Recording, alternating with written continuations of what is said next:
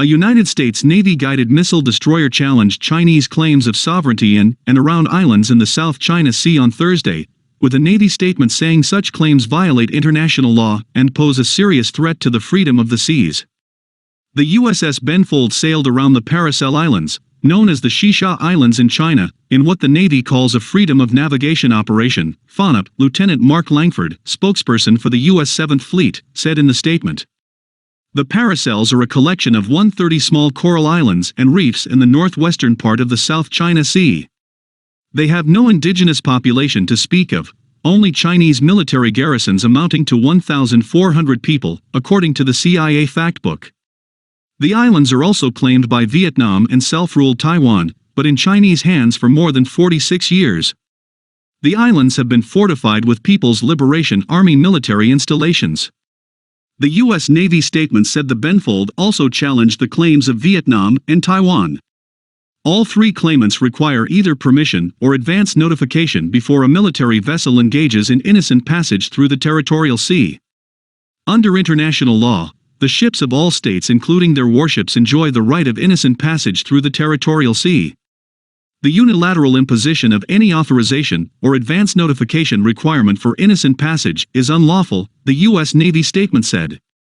Asserting freedom of navigation rights involves sailing within the 12-mile territorial limit from a nation's coastline recognized by international law. But the Navy singled out China for making what it calls straight baselines enclosing all the waters within the island chain, and said the Benfold was challenging those claims too. International law does not permit continental states, like the PRC, People's Republic of China, to establish baselines around entire dispersed island groups, the U.S. statement said. With these baselines, the PRC has attempted to claim more internal waters, territorial sea, exclusive economic zone, and continental shelf than it is entitled to under international law, it said. China reacted angrily to the presence of the Benfold in what it claims are its territorial waters. The PLA Southern Theater Command organized naval and air forces to track, monitor and drive away the destroyer with warnings, a statement from the Chinese military said.